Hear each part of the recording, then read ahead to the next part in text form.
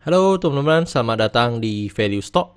Hari ini saya akan membahas analisa fundamental MDKI kuartal ketiga tahun 2020. Oke, ini disclaimer-nya yang bernama ini merupakan sharing analisa fundamental, bukan ajakan beli jual ataupun hold suatu saham dan keputusan investasi ada di tangan teman-teman selaku investor. Yang ketiga, dari analisa fundamental ini bisa dijadikan referensi untuk analisa saham-saham yang teman-teman miliki. Oke, pertama-tama kita masuk ke bisnis model dari MDKI ini. Untuk kegiatan usaha bergerak di bidang usaha industri kalsium karbida dan ferroalloy. Untuk sumber income-nya berasal dari penjualan kalsium karbidanya. Jadi kalsium karbida ini adalah senyawa kimia yang digunakan untuk memotong sama mengelas besi ya teman-teman. Jadi itu fungsinya.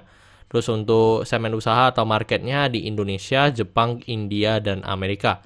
Dan memang untuk MDKI ini merupakan salah satu produsen yang memiliki standar internasional ya.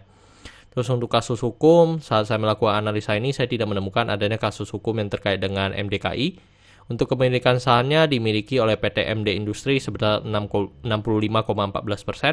pribadi sebanyak 7 orang sebesar 12,5%, masyarakat sebesar 11,96%, dan dimiliki oleh 4 PT sebesar 10,4%. Terus kalau kita lihat dari segi pendapatannya, jadi teman-teman sebelum itu untuk MDKI ini IPO di 2017, tetapi di laporan keuangannya saya bisa dapat sampai 2015 ya. Jadi kalau kita lihat dari pendapatannya 2015 sampai 2020 cukup konsisten ya teman-teman, dan cukup beragam juga sampai 2018 dan mengalami penurunan sampai 2020. Dan kalau kita lihat secara kuartal 3 2019 dengan 2020 mengalami penurunan sebesar 0,6%.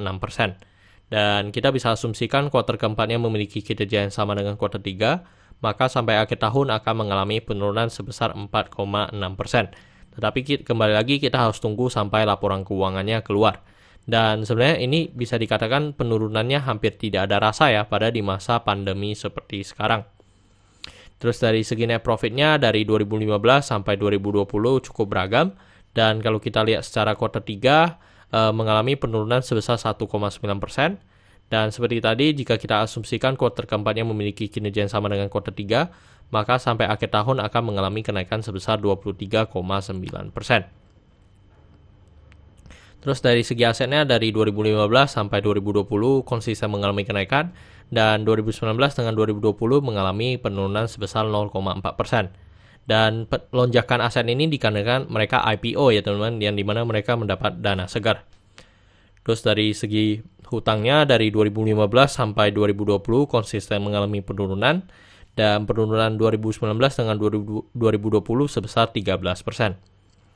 Terus dari segi modalnya konsisten mengalami kenaikan juga, dan kenaikan 2019 dengan 2020 sebesar 0,9%. Oke teman-teman, ini adalah summary laporan keuangannya dari 2015 sampai 2020. Dan di sini saya akan banyak membahas tentang rasio keuangannya. Yang pertama adalah NPM atau Net Profit Margin. Untuk 2020 ini sebesar 12,08% untuk dari marginnya. Tetapi kalau kita lihat secara histori, mungkin kita bisa mendapatkan rata-rata untuk NPM-nya sekitar 9 sampai dengan 15% ya teman-teman, untuk dari segi Net Profit Margin-nya. Terus dari segi EPS-nya di 16, dan kalau kita lihat secara histori juga, mungkin memang untuk 3 tahun terakhir ini mungkin agak lebih stabil ya, yang dimana mereka sudah IPO, jadi ini menurut saya lebih layak untuk dipakai. Terus untuk pernya di 13,16, dan kalau kita lihat secara historinya mungkin kita bisa mendapatkan untuk rata-rata pernya sekitar 12 sampai dengan 16 ya, untuk dari segi per. Untuk dari segi book value, untuk book value sekarang di 337, kalau kita bandingkan dengan harga sekarang di 212, maka kita bisa mendapatkan PBV-nya di 0,63 kali. Jadi, dan kalau kita lihat secara histori pula dari 2017 semenjak di IPO, untuk dari segi PBV-nya rata-rata sekitar di 0,6. Terus dari segi DER-nya di 0,09 kali, dan ini sangat bagus, yang dimana DER-nya masih di bawah 1. Dan kalau kita lihat dari sampai IPO aja, memang DER-nya pun memang masih di bawah 0,15 atau 0,2 pun mereka belum pernah mencapai itu. Tetapi kalau sebelum IPO memang untuk DER-nya cukup tinggi ya, di 1,29 kali.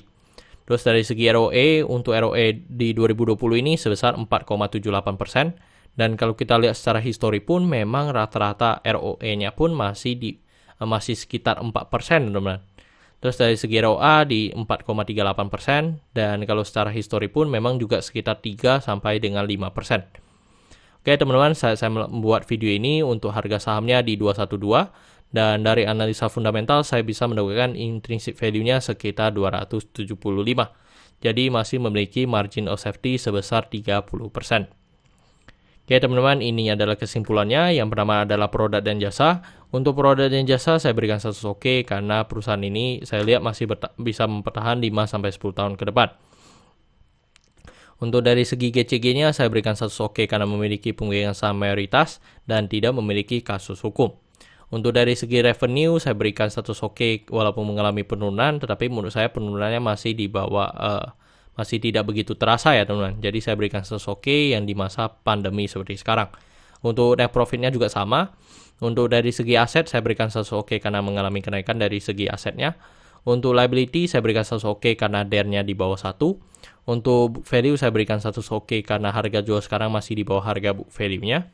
Untuk secara sektor sebenarnya tidak ada hal yang perlu kita concern. Jadi jika liability-nya oke, saya berikan satu sektor ini oke.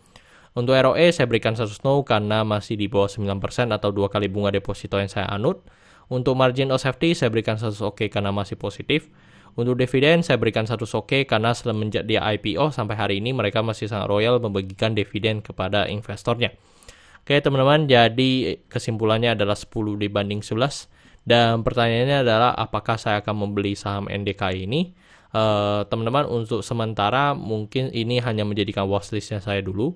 Karena yang pertama adalah dari segi ROE yang sebenarnya menurut saya masih belum maksimal ya, yang dimana masih di bawah 9% yang saya anut.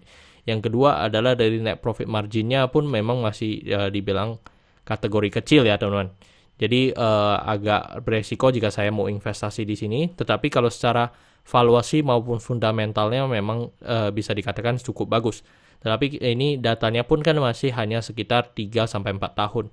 Jadi kita harus tunggu lagi mungkin sekitar sampai ada 5-6 tahun untuk dari segi laporan keuangannya baru akan lebih bagus ya teman-teman untuk menilai kinerja dari perusahaan ini. Oke teman-teman, saya rasa cukup sekian untuk video kali ini. Jangan lupa untuk like dan subscribe. Jangan lupa juga untuk follow saya di Instagram saya di royken13. Dan jika teman-teman ada kode saham yang ingin saya buatkan analisa seperti ini, silakan tinggalkan di kolom komentar untuk kode sahamnya. Oke teman-teman, see you in the next video. Bye-bye.